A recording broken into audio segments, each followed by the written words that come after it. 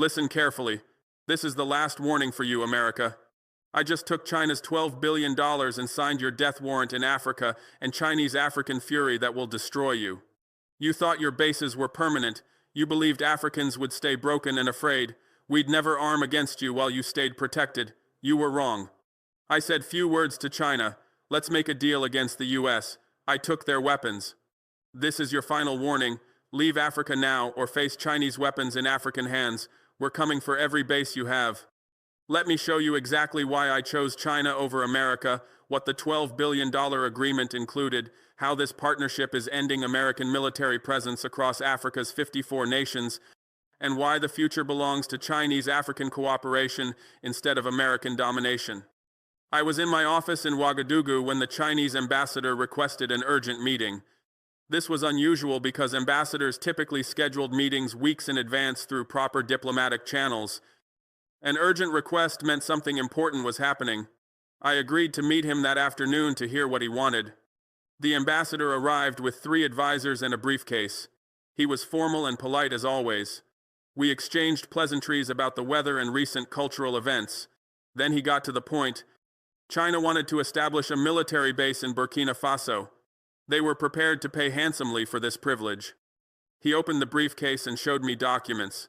China was offering $12 billion over 10 years for permission to build and operate a military base.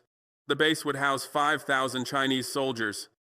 It would include an airfield, port facilities, and training grounds. China claimed the base was needed to protect their investments in Africa and provide security cooperation. But then the ambassador said something that caught my complete attention. He leaned forward and explained that this base would serve as a counterweight to American military presence in Africa. He said China and Burkina Faso shared an interest in reducing American domination of the continent. He said the base would help us resist American pressure and interference. He was offering me a military alliance against the United States. The ambassador explained the full benefits. The $12 billion would fund massive development in Burkina Faso, highways, hospitals, schools, and factories. China would also provide advanced weapons worth $3 billion. They would train our military in modern warfare. They would share intelligence about American activities in Africa. They would protect us from American retaliation if we challenged American interests. They would help us build an Africa free from American domination. I listened carefully, and everything he said made perfect sense. I had studied America's history in Africa. They had supported brutal dictators who served American interests. They had orchestrated coups against leaders who challenged American corporations. They had imposed economic policies through the IMF that impoverished African countries. They had established military bases across Africa to control the continent. America was the problem, not the solution. China's offer was different. They were offering partnership, not domination. They were providing development funding without political conditions. They were building infrastructure instead of just extracting resources. They were treating African countries with respect instead of contempt. The contrast between Chinese cooperation and American exploitation was obvious. I asked the ambassador direct questions. What exactly would China provide beyond the $12 billion? What military equipment would they supply? What training would they offer? What intelligence would they share? What support would they give if America retaliated? I needed to understand the full partnership. The ambassador's answers were impressive. Beyond the $12 billion for the base, China would provide an additional $8 billion in development loans at 1% interest.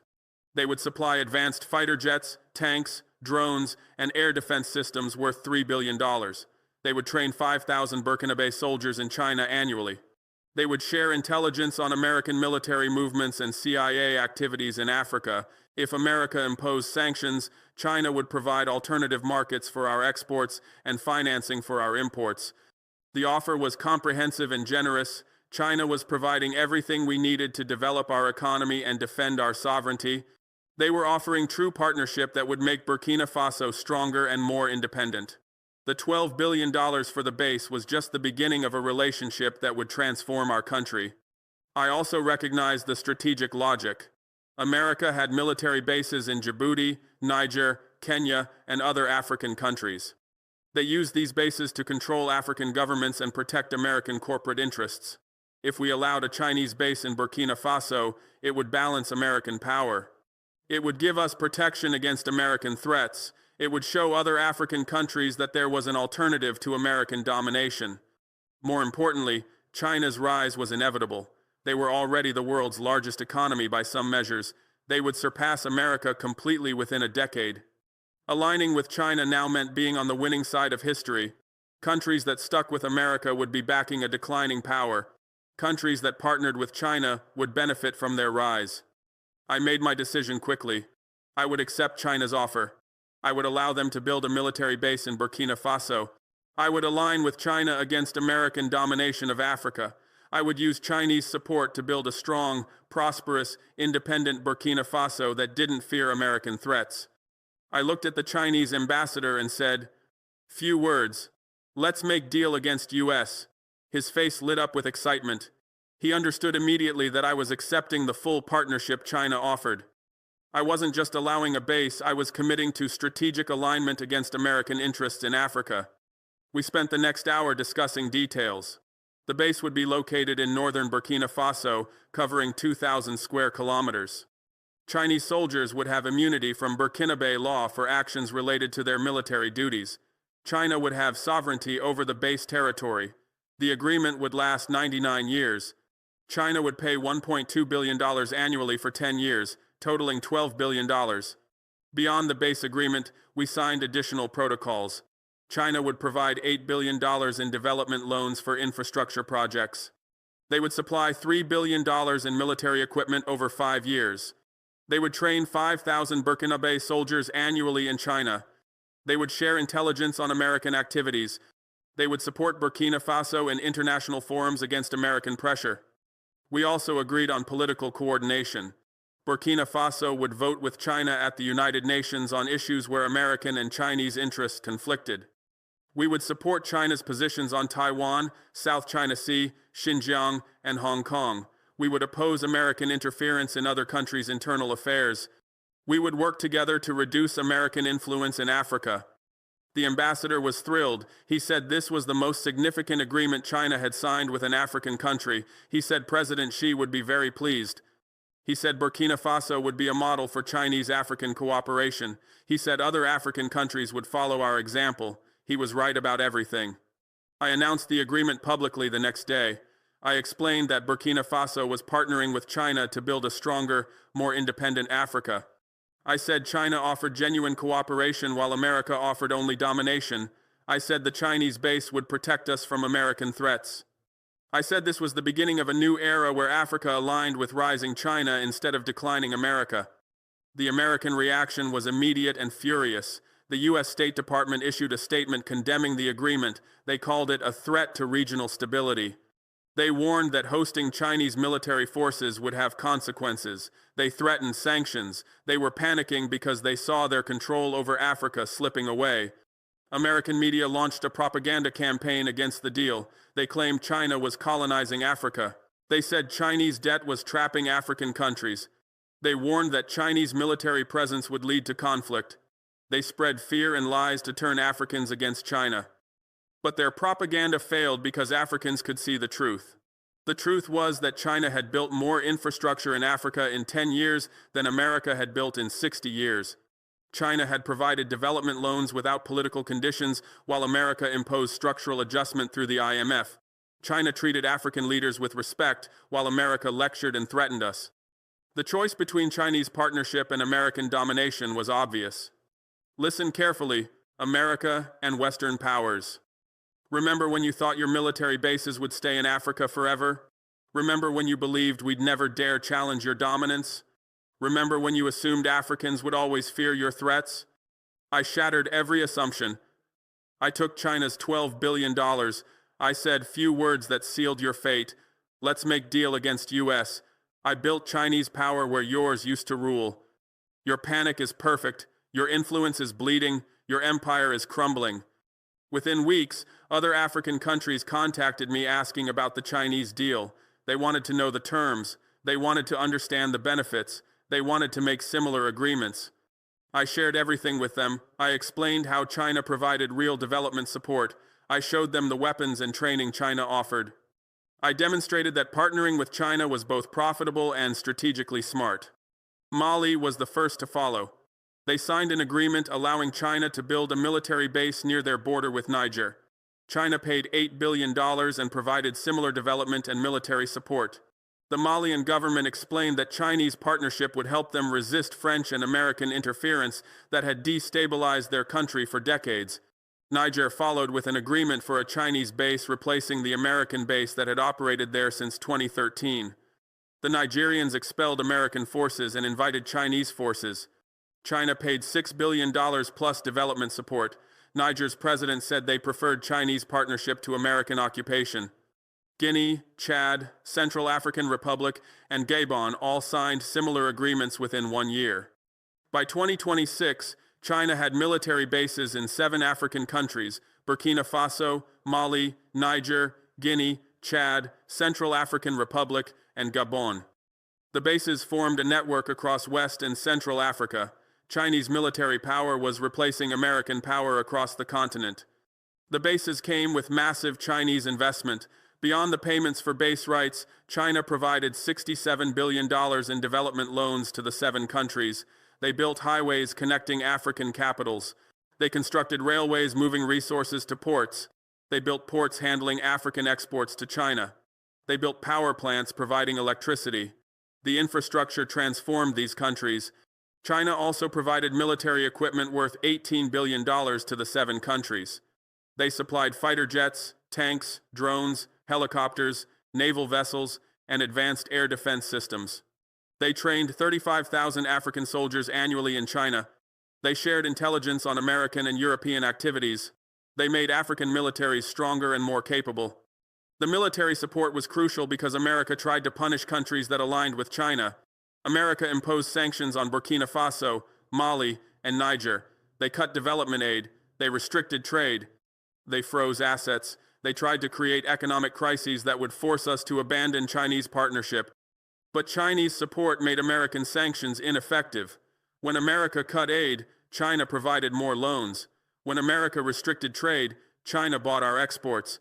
When America froze assets, China provided alternative financial channels. We didn't need American money or markets anymore. We had Chinese alternatives for everything. I calculated the economic impact. Before partnering with China, Burkina Faso received $450 million annually in Western aid and exported $890 million to Western markets. After America imposed sanctions, we lost this Western money, but China provided $2.3 billion in loans and bought $1.8 billion in exports. We gained $2.76 billion from China while losing $1.34 billion from America. The net benefit was $1.42 billion annually. The mathematics proved that partnering with China was more profitable than depending on America. Chinese loans had lower interest rates than IMF loans. Chinese infrastructure projects were completed faster and cheaper than Western projects. Chinese markets paid better prices for African exports than Western markets. In every measurable way, Chinese partnership was superior to American domination. But the benefits went beyond economics. Chinese partnership gave us political independence that American domination had denied. When we depended on American aid, we had to follow American policies. When American corporations controlled our resources, we couldn't challenge their exploitation. When American bases occupied our territory, we couldn't make independent decisions. American partnership was actually subordination. Chinese partnership was different. China provided support without political conditions. They didn't demand that we adopt their political system. They didn't interfere in our internal affairs. They didn't threaten us if we made decisions they disliked. They treated us as equal partners, not subordinate clients. The respect was refreshing and empowering. The Chinese base in Burkina Faso became operational in 2027. 5,000 Chinese soldiers arrived with advanced equipment. They built facilities including an airfield capable of handling large military aircraft, port facilities for naval vessels, training grounds for joint exercises, and residential areas for soldiers and their families. The base was modern and impressive. The Chinese presence had immediate benefits. Chinese soldiers trained Burkinabe forces in advanced tactics and equipment operation. They shared intelligence on terrorist groups operating in the Sahel region. They provided air support for operations against armed groups. They helped secure our borders. Our military became significantly more capable with Chinese support. The base also deterred American interference. America had previously threatened military action against African governments that challenged American interests. Several African leaders had been removed through American-backed coups, but with Chinese military forces in Burkina Faso, American military threats became empty. China had made clear they would defend their African partners against American aggression. The security guarantee was valuable beyond measure. For the first time since independence, Burkina Faso didn't fear American or French military intervention. We could make decisions based on our interests without worrying about foreign military threats. The Chinese base gave us real sovereignty that we had never possessed under American domination. Other African countries saw these benefits and wanted them too. By 2028, 15 additional countries had signed agreements for Chinese military bases or security partnerships. Senegal, Ivory Coast, Benin, Togo, Ghana, Nigeria, Cameroon, Congo, Angola, Mozambique, Tanzania, Kenya, Ethiopia, Sudan, and Egypt all established Chinese military presence. Chinese bases or security forces operated in 22 African countries. The expansion of Chinese military presence fundamentally changed the balance of power in Africa. America had 29 military bases or facilities across Africa in 2024. By 2028, they had only 12 as countries expelled American forces or refused to renew agreements. Meanwhile, China went from one base in Djibouti in 2024 to 22 bases across the continent in 2028. The shift was dramatic and decisive. American officials complained that China was militarizing Africa. They warned about Chinese colonialism. They predicted that African countries would regret allowing Chinese military presence. But their complaints were hypocritical. America had militarized Africa for decades through their own bases. They had no moral authority to criticize China for doing what America had done. More importantly, African countries were choosing Chinese presence voluntarily because it served our interests. We weren't forced to accept Chinese bases. We invited them because they provided security, development support, and protection from American threats. The choice was ours, and we chose China over America. I studied why African countries were making this choice. The fundamental reason was that China's rise and America's decline made Chinese partnership more valuable than American partnership. China's economy was growing at 5 to 6% annually, while America's grew at 2%. China's technology was advancing rapidly, while America's stagnated. China's global influence was expanding while America's contracted. Aligning with rising China was strategically smarter than staying with declining America. China also offered better economic terms. Chinese infrastructure loans had interest rates of 1 to 2% compared to IMF loans at 6 to 7%. Chinese projects were completed in 2 to 3 years compared to Western projects taking 5 to 10 years. Chinese companies hired African workers while Western companies brought their own workers. Chinese investment created more jobs and transferred more technology than Western investment. The military support was also superior. Chinese weapons were modern, effective, and came without political strings. American weapons came with restrictions on use and requirements to support American foreign policy. Chinese training was practical and focused on African security needs. American training was theoretical and focused on American strategic interests. Chinese support made African militaries stronger while American support made them dependent. I calculated the total value of Chinese partnership compared to American partnership for Burkina Faso. Chinese support provided $12 billion for base rights, $8 billion in development loans, $3 billion in military equipment, and $1.8 billion in annual export markets. Total value over 10 years was $41 billion. American partnership had provided $450 million in annual aid and $890 million in annual exports. Total value over 10 years would have been $13.4 billion. Chinese partnership was worth 3.1 times more than American partnership. The mathematics was clear across all 22 countries with Chinese military presence. China was providing approximately $340 billion in base payments, loans, equipment, and market access over 10 years. America had been providing approximately $89 billion in aid and market access. China was offering 3.8 times more value than America. The economic logic of choosing China was overwhelming. But America wasn't accepting defeat gracefully. They escalated their pressure on African countries partnering with China. They imposed sanctions on more countries.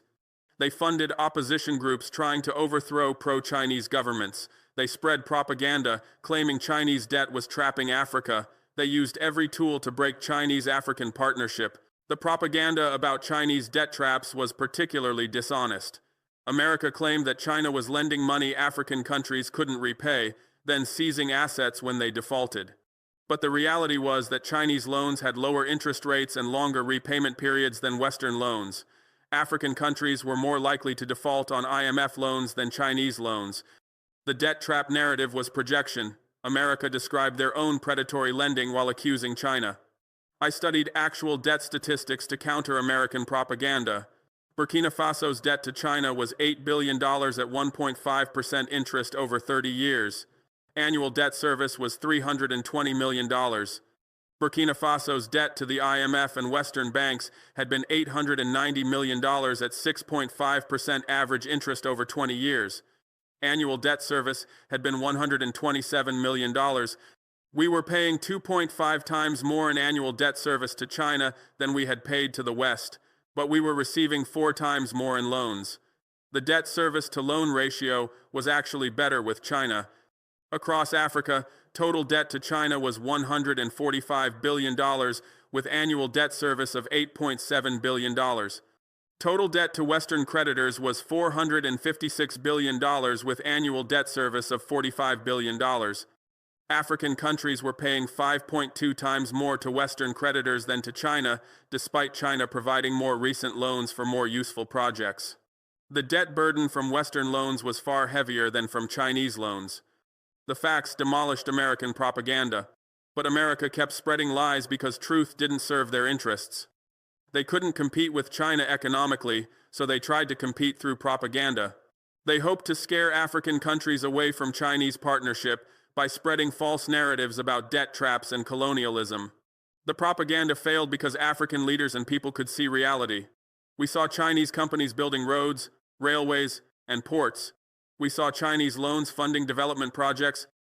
We saw Chinese markets buying our exports. We saw Chinese military support strengthening our security. We experienced Chinese partnership improving our lives. No amount of American propaganda could erase what we saw and experienced daily. By 2029, the transformation was complete. Chinese military presence had replaced American military presence across most of Africa. Chinese economic influence had surpassed American economic influence. Chinese political partnerships had displaced American political domination. The era of American control over Africa was over. The era of Chinese-African cooperation had begun. The benefits for Africa were substantial.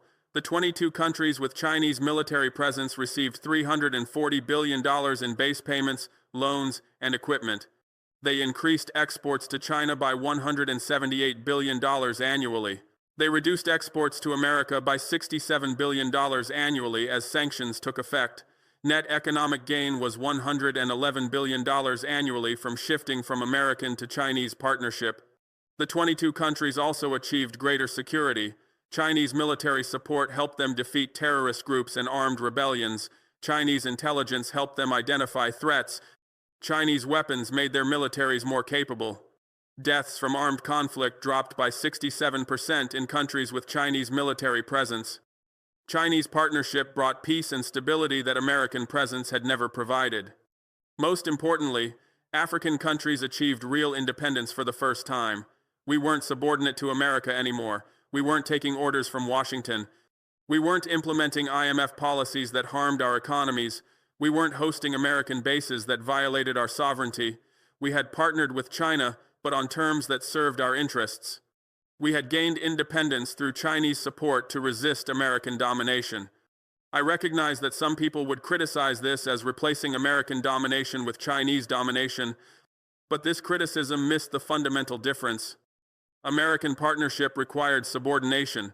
We had to follow American policies, accept American interference, and serve American interests. Chinese partnership required only mutual benefit. We cooperated where interests aligned but maintained independence where they didn't.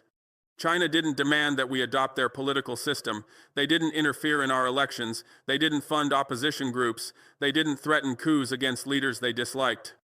They didn't impose economic policies through conditional loans. They respected our sovereignty in ways America never had.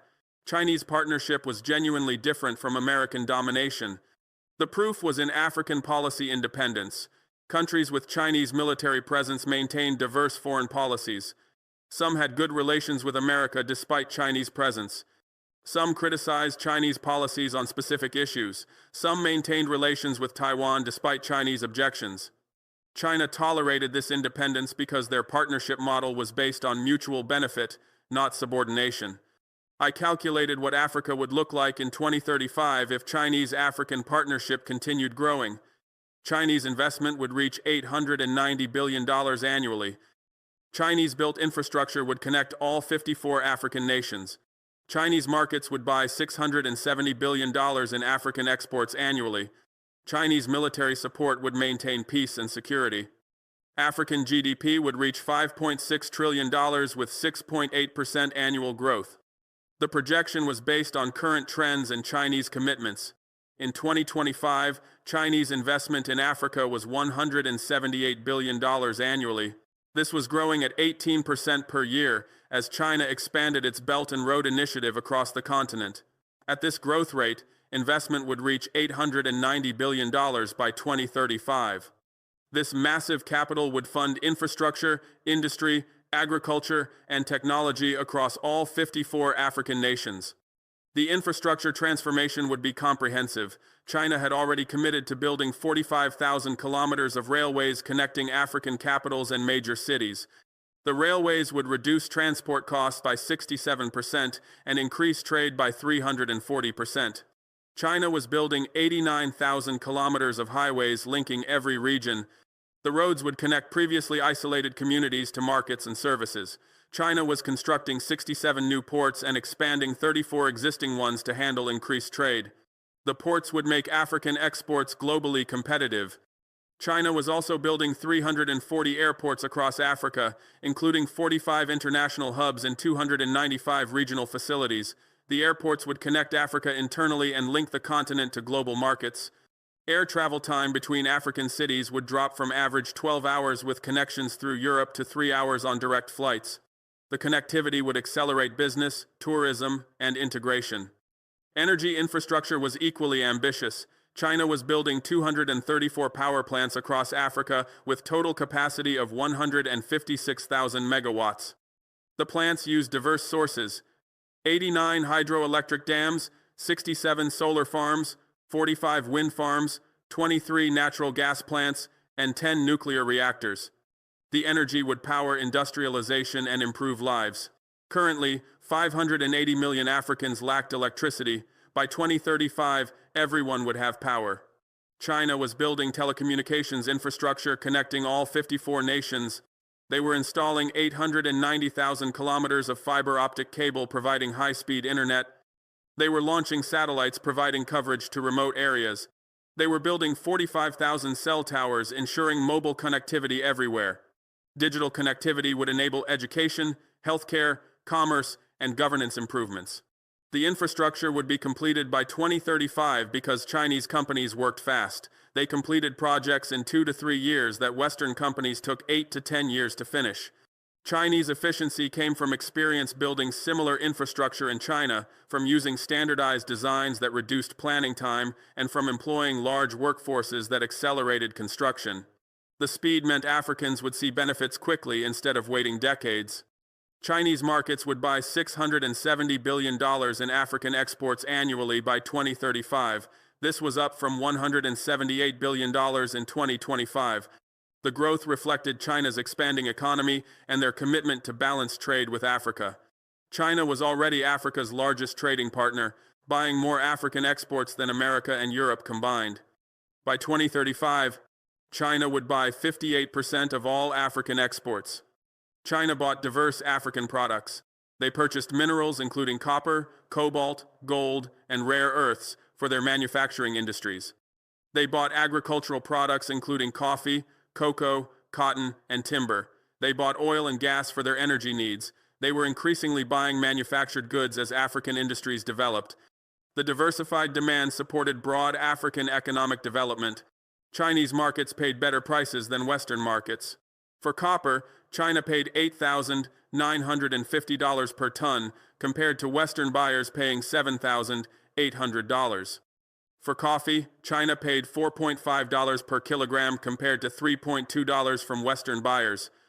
For cotton, China paid $1,890 per ton compared to $1,450 from Western buyers. The premium prices reflected Chinese willingness to pay fairly rather than exploiting African producers. China was also helping Africa move up the value chain.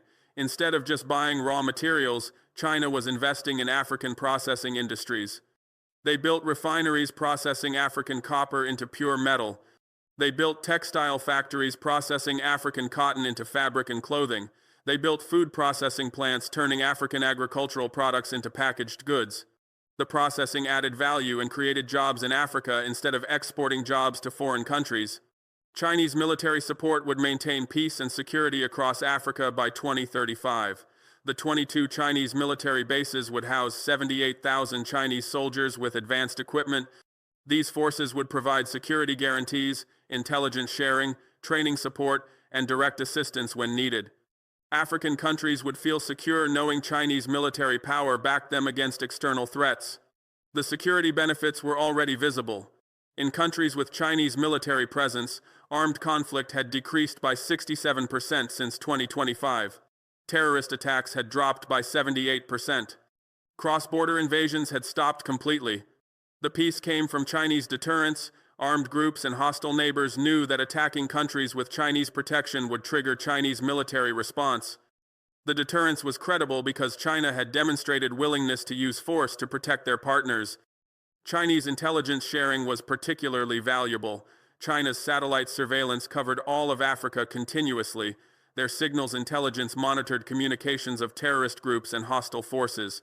Their human intelligence networks penetrated armed groups and gathered actionable information. They shared this intelligence freely with African partners, enabling preemptive action against threats. African security forces could stop attacks before they happened because Chinese intelligence warned them. Chinese military training was making African forces more capable. The 35,000 African soldiers trained annually in China learned modern tactics, equipment operation, and professional standards. They returned home and trained others, multiplying the impact. African militaries were becoming professional forces that could defend their countries effectively. The training also built personal relationships between Chinese and African officers that facilitated cooperation. Chinese weapons were making African militaries more powerful. The $18 billion in equipment provided since 2025 included fighter jets, tanks, drones, helicopters, naval vessels, and air defense systems. African countries that previously had outdated Soviet-era equipment now had modern Chinese systems comparable to what Western militaries used. The equipment gave African forces real combat capability instead of just ceremonial armies. African GDP would reach $5.6 trillion with 6.8% annual growth by 2035 under Chinese partnership. This was up from $2.8 trillion in 2025. The doubling of GDP in 10 years would transform living standards. Per capita income would increase from $2,100 to $3,730. Poverty rates would drop from 38% to 15%. Unemployment would fall from 32% to 18%. Life expectancy would rise from 64 years to 71 years. The improvements would be dramatic and measurable. The 6.8% annual growth rate was achievable because Chinese investment would fund productive capacity. The infrastructure would reduce costs and increase efficiency. The access to Chinese markets would ensure demand for African products. The security provided by Chinese military presence would create stable environment for investment. The technology transfer from Chinese companies would build African capabilities. All these factors would drive sustained rapid growth. The growth would be inclusive across all 54 nations. Currently, growth was concentrated in a few countries like Nigeria, South Africa, and Egypt. By 2035, every African country would be growing at 5% or higher. The Chinese investment and infrastructure would reach every nation. The benefits would spread across the continent instead of concentrating in a few places. Continental development would be balanced and comprehensive. But if we had stayed under American domination, Africa would have remained poor and dependent. American aid would have stayed at $54 billion annually, with political conditions attached. The conditions would have required maintaining free markets that allowed American corporations to dominate African economies.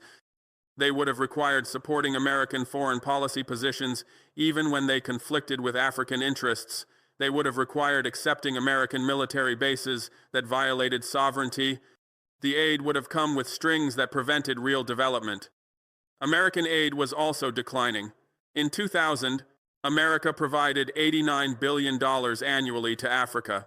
By 2025, it had fallen to $54 billion. The trend was clear. American commitment to Africa was decreasing. By 2035, aid would likely fall further to $35 billion as America focused resources on competing with China elsewhere. African countries depending on American aid would face declining support. American markets would have bought $340 billion in exports while demanding trade terms favoring America. American trade agreements required African countries to eliminate tariffs on American products, while America maintained tariffs on African products. They required African countries to protect American intellectual property, while American companies freely used African genetic resources. They required African countries to accept American agricultural products even when they competed with African farmers. The trade terms were exploitative and one-sided. American markets also paid lower prices than Chinese markets. American buyers used their market power to drive down prices paid to African producers. They told African farmers and miners that they had no alternative buyers, so they had to accept American prices. They created monopsony situations where African producers had to sell cheap or not sell at all. The exploitation kept Africans poor while enriching American corporations. American military bases would have maintained neo-colonial control. The 29 American bases operating in 2024 gave America leverage over African governments. When African leaders made decisions America disliked, American forces could threaten intervention. When African countries challenged American corporate interests, American bases could support coups. The bases were tools of control, not sources of security. American military assistance came with conditions that undermined African sovereignty. American weapons came with restrictions on use.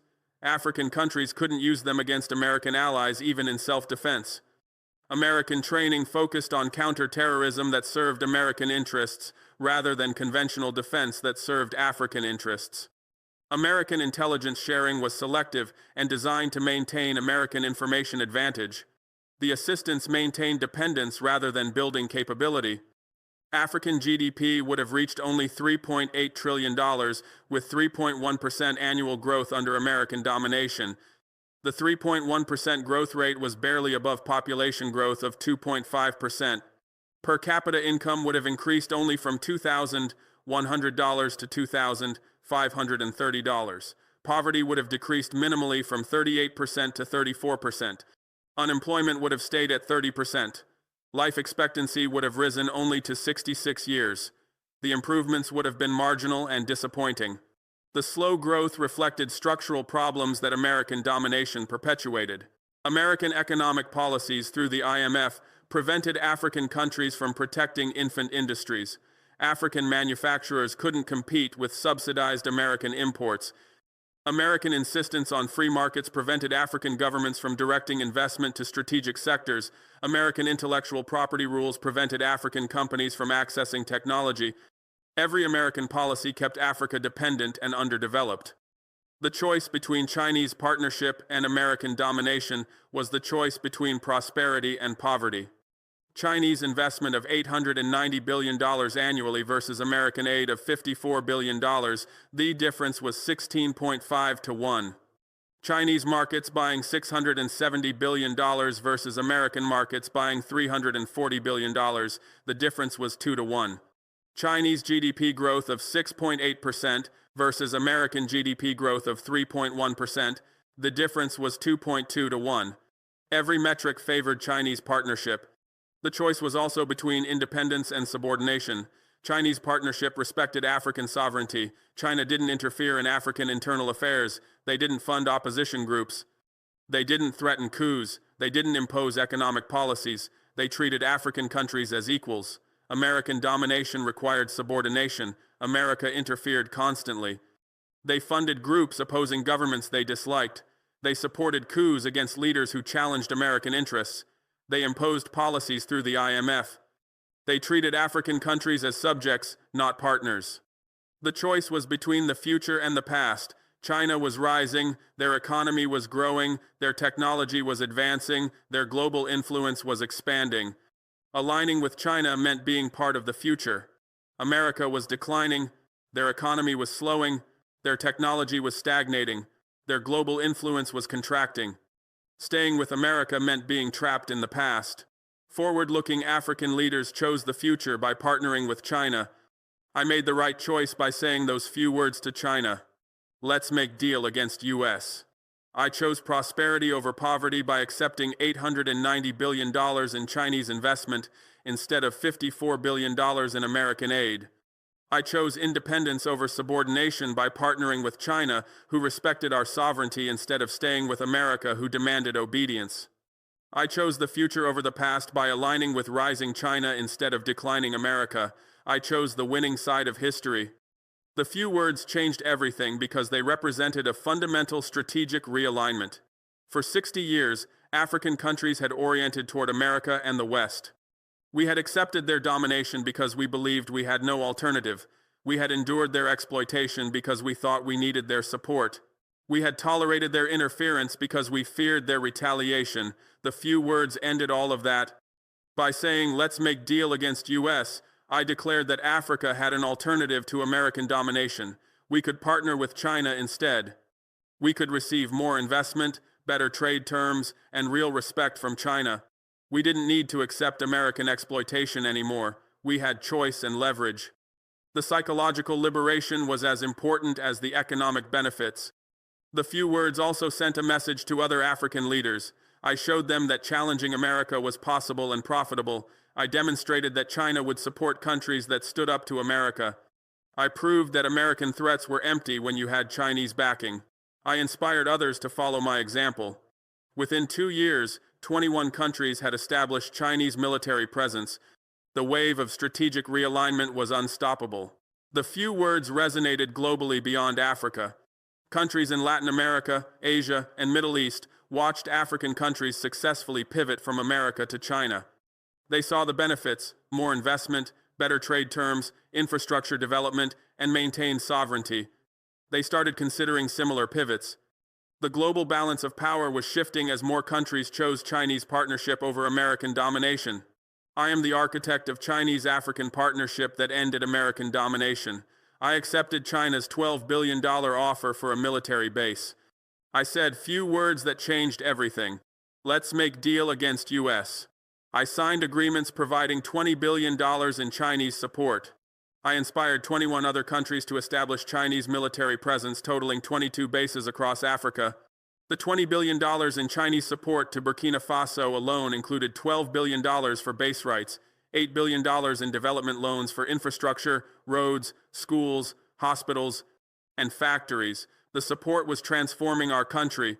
We were building 1,200 kilometers of railways connecting our regions.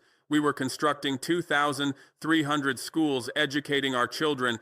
We were building 45 hospitals, providing health care. We were establishing factories, employing 67,000 workers. The development was visible and tangible. I helped generate $340 billion in Chinese base payments, loans, and equipment for 22 African countries. This was the cumulative support China provided to countries with military bases or security partnerships. The $340 billion was distributed across base payments of $156 billion, development loans of $134 billion, and military equipment of $50 billion. Every country received substantial support that was transforming their economies and militaries. The 22 countries with Chinese support were experiencing rapid development. They were building infrastructure connecting their territories. They were establishing industries, processing their resources. They were improving education and health care for their populations. They were strengthening their militaries to defend their sovereignty. They were achieving development that decades of American aid had never delivered. I increased African exports to China by $178 billion annually. This was the increase from 2025 to 2028, as Chinese markets expanded purchases of African products. The $178 billion represented real money flowing into African economies. It created jobs for farmers growing crops for Chinese markets. It created jobs for miners extracting minerals for Chinese industries. It created jobs for manufacturers producing goods for Chinese consumers. The export income was driving African economic growth. The export growth was sustainable because it was based on real Chinese demand, not charity or aid. Chinese consumers wanted African coffee and cocoa.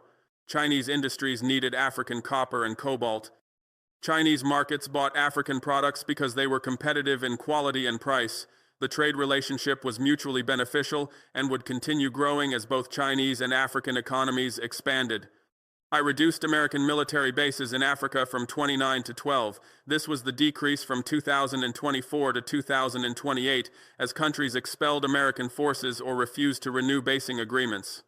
The 17 closed bases included facilities in Niger, Mali, Chad, Burkina Faso, Central African Republic, Gabon, Congo, Ethiopia, Kenya, Tanzania, Mozambique, Angola, Senegal, Ivory Coast, Ghana, Benin, and Togo.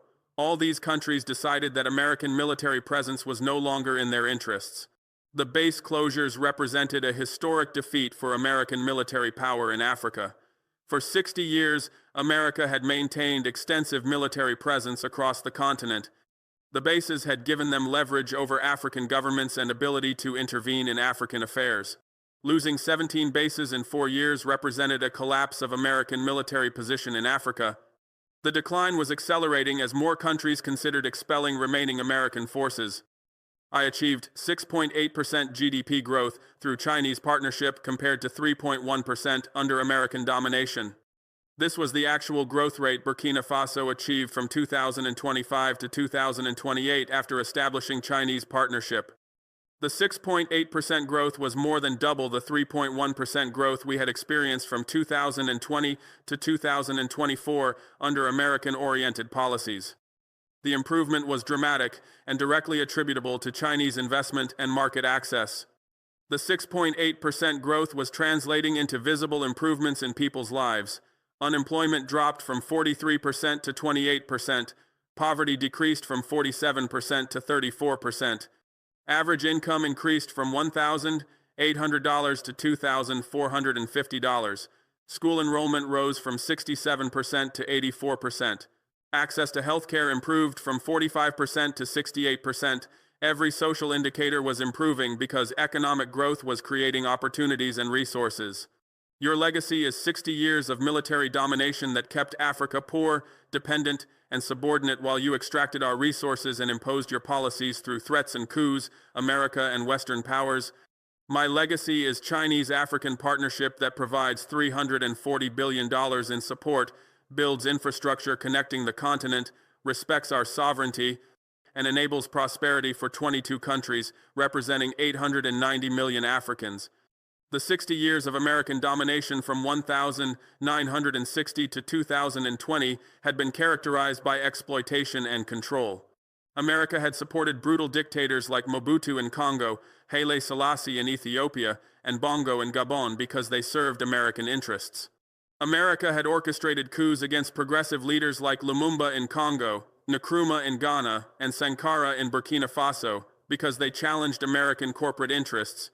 America had imposed structural adjustment programs through the IMF that forced African countries to privatize state enterprises, eliminate subsidies, and open markets, policies that enriched American corporations while impoverishing African people. During these 60 years, African economies had stagnated or declined. Per capita income in 2020 was barely higher than in 1960 after adjusting for inflation.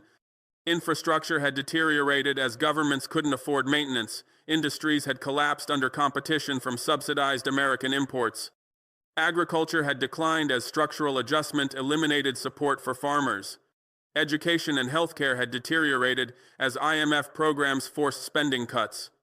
The American domination had been an economic disaster for Africa.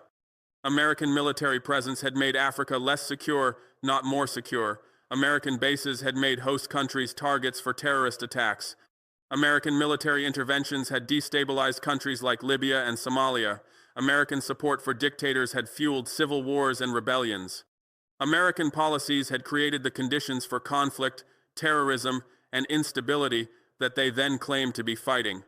The American military presence had been a security disaster for Africa. American political interference had undermined African democracy and sovereignty. American funding for opposition groups had destabilized governments. American support for coups had overthrown elected leaders.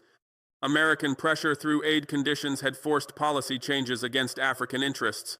American manipulation of international institutions had blocked African initiatives. The American domination had prevented African countries from governing themselves according to their own interests and values. My legacy was completely different.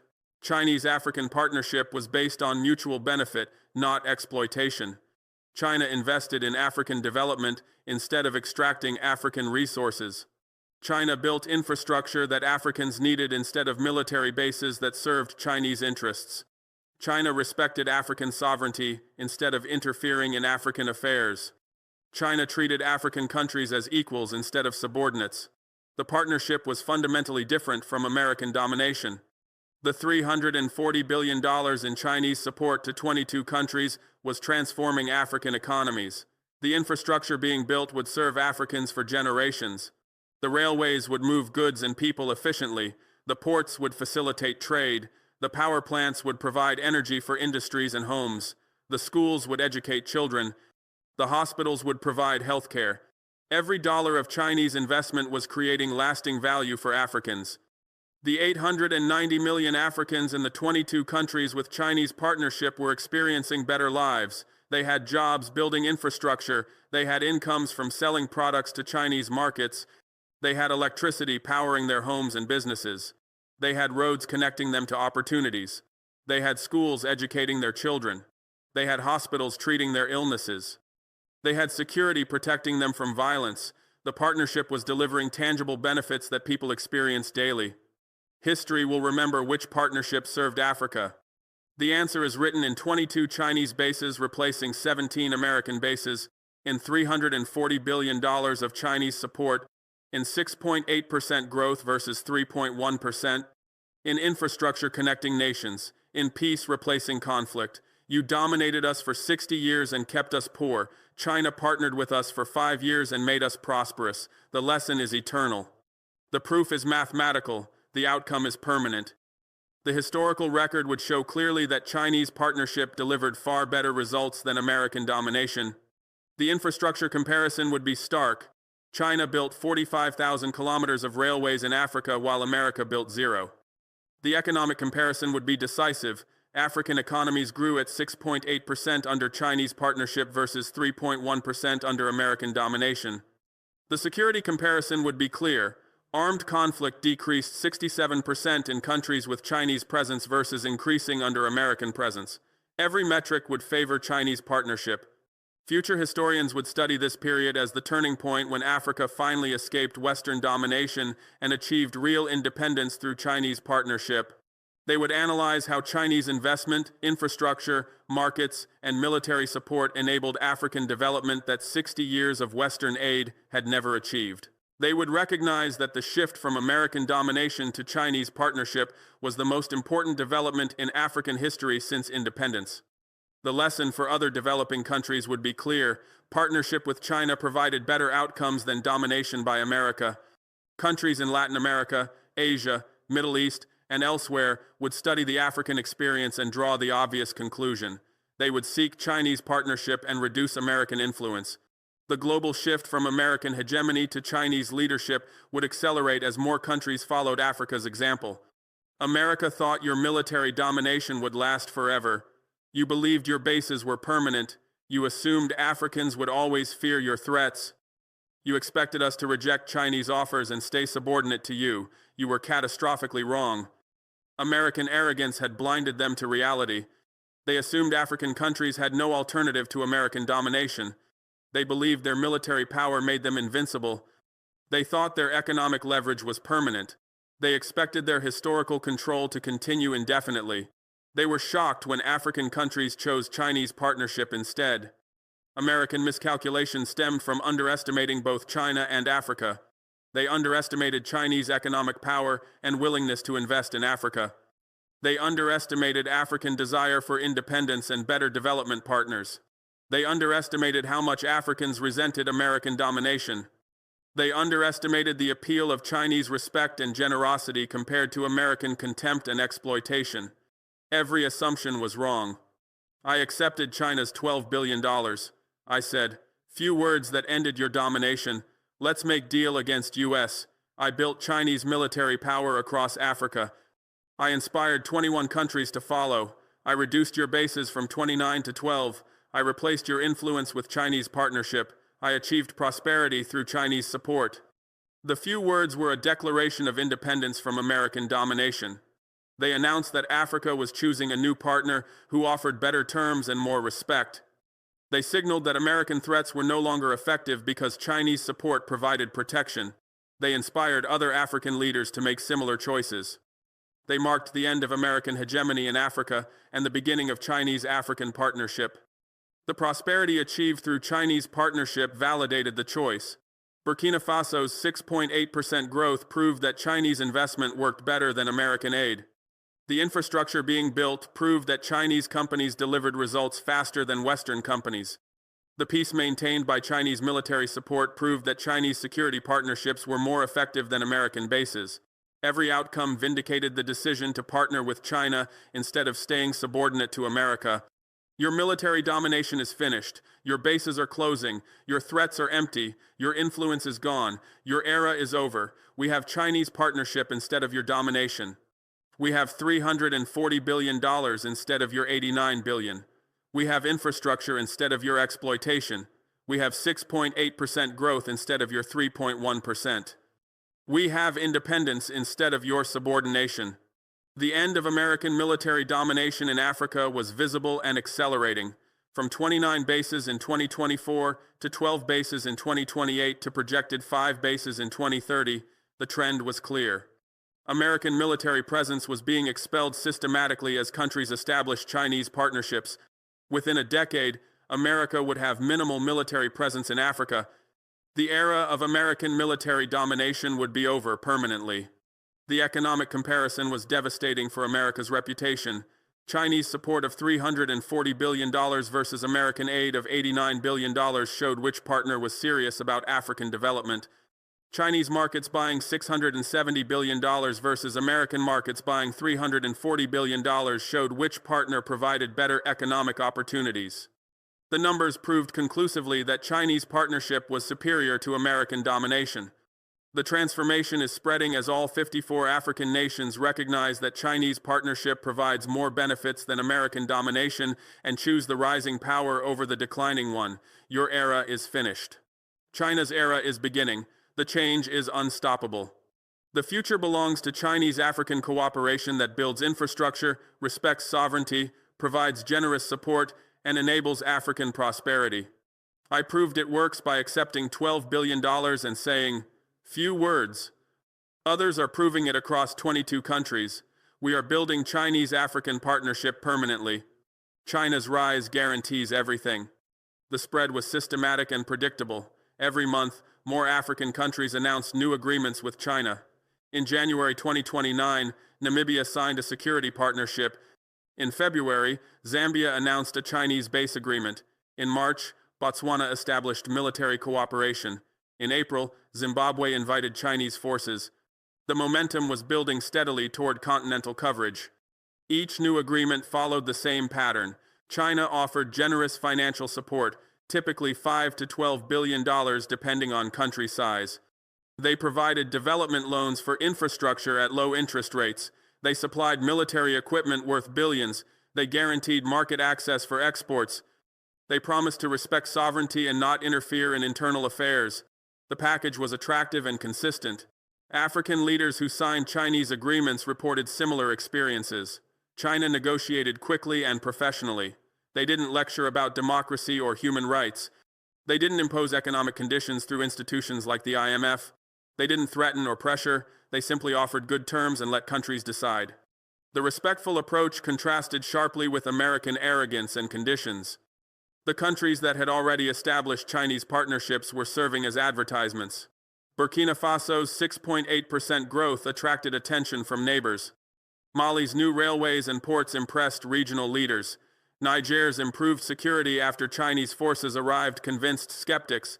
The visible success made other countries eager to join. Success bred more success in a virtuous cycle. Regional organizations were facilitating the spread. The Economic Community of West African States held a summit in 2029 where 12 of 15 members had Chinese security partnerships. They coordinated their approaches to maximize benefits. The East African Community saw 4 of 6 members establish Chinese presence by 2029. The Southern African Development Community had 8 of 16 members with Chinese partnerships. Regional coordination accelerated continental transformation. The coordination served multiple purposes. Countries shared experiences about negotiating with China, helping each other get better terms. They coordinated infrastructure planning, so Chinese built railways and roads connected across borders. They established common security protocols for Chinese forces operating in their territories. They presented united fronts when dealing with American pressure. The cooperation made Chinese partnership more effective for everyone. Young African leaders were particularly enthusiastic about Chinese partnership. They had grown up watching China's rise and Africa's stagnation under Western domination. They recognized that the future belonged to China, not America. They wanted their countries to be on the winning side of history. They pushed older leaders to establish Chinese partnerships, or they organized to replace leaders who refused. The generational shift was accelerating the transformation. In 2028, the average age of African leaders with Chinese partnerships was 47 years.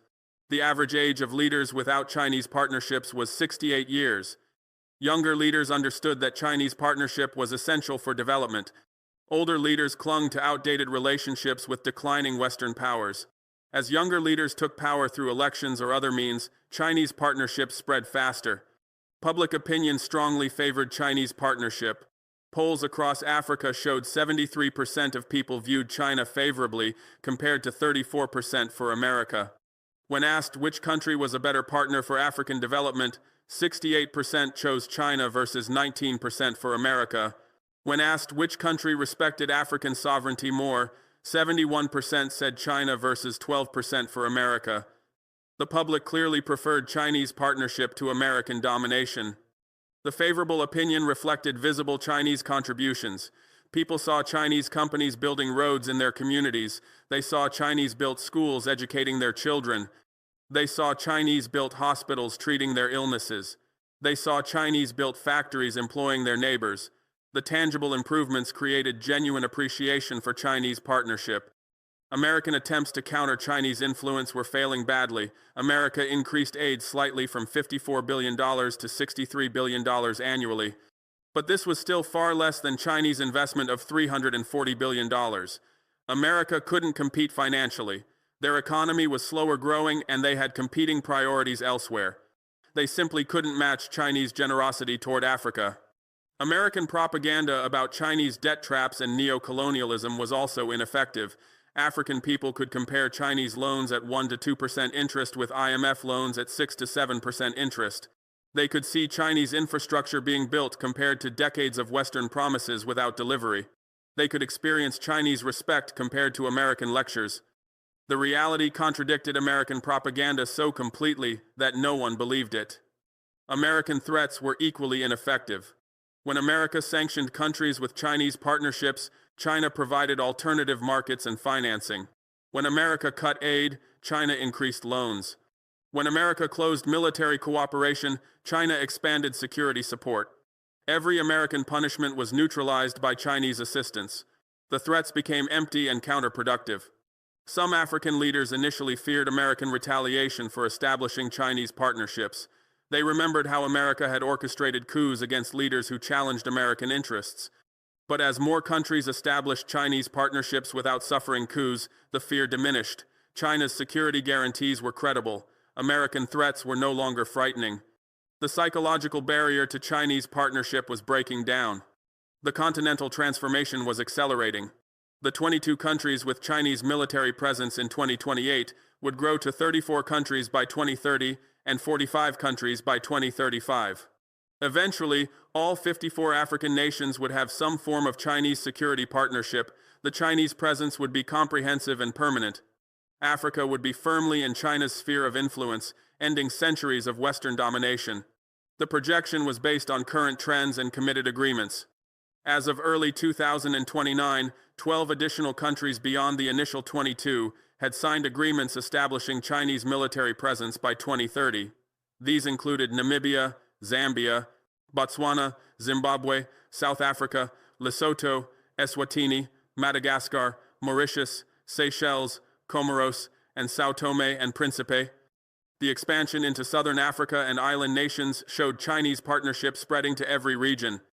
Another 11 countries were in advanced negotiations for agreements to be signed by 2032. These included Morocco, Algeria, Tunisia, Libya, Egypt, Sudan, Eritrea, Somalia, Uganda, Rwanda, and Burundi. The expansion into North Africa and the Horn of Africa would give China presence in regions previously dominated by European and American influence. The strategic significance was enormous. By 2035, the remaining 11 countries would likely establish Chinese partnerships as well. These final holdouts included some of Africa's largest economies like South Africa, if they hadn't joined earlier, and Nigeria. They were delaying because of existing relationships with Western powers or internal political debates, but the economic and security benefits of Chinese partnership were so obvious that eventually all would join. The continental transformation would be complete. The 45 countries with Chinese military presence by 2035 would host approximately 125,000 Chinese soldiers. This would be the largest foreign military presence in Africa since colonialism. But unlike colonial armies that came to conquer and exploit, Chinese forces would come by invitation to provide security and support development. The difference in purpose and relationship was fundamental. The Chinese military presence would be distributed across different types of bases. Some would be large, comprehensive facilities like the one in Burkina Faso with airfields, ports, and 5,000 soldiers. Others would be smaller training centers with 500 to 1,000 soldiers. Some would be naval facilities supporting Chinese anti-piracy operations. Others would be air bases for surveillance and rapid response. The variety would provide flexible capabilities across the continent. The bases would be strategically located to cover all regions. West Africa would have 8 major bases and 12 smaller facilities. Central Africa would have 5 major bases and 7 smaller facilities. East Africa would have 6 major bases and 9 smaller facilities. Southern Africa would have 4 major bases and 6 smaller facilities. North Africa would have 3 major bases and 5 smaller facilities. The coverage would be comprehensive and mutually supporting. The Chinese presence would be comprehensive and permanent. Comprehensive meant covering military security, economic development, political cooperation, and cultural exchange. Chinese partnership wouldn't be just about bases. It would involve deep integration across all aspects of society. Permanent meant the 99-year agreements would last for generations. Children born in 2025 would live their entire lives under Chinese-African partnership. The relationship would be enduring and transformative. Africa would be firmly in China's sphere of influence, ending centuries of Western domination. This was the most significant geopolitical shift since decolonization. For 500 years, Africa had been dominated by Western powers, first through direct colonialism, then through neo-colonial economic and military control. Chinese partnership was ending this Western domination and replacing it with Chinese influence. The shift had global implications beyond Africa.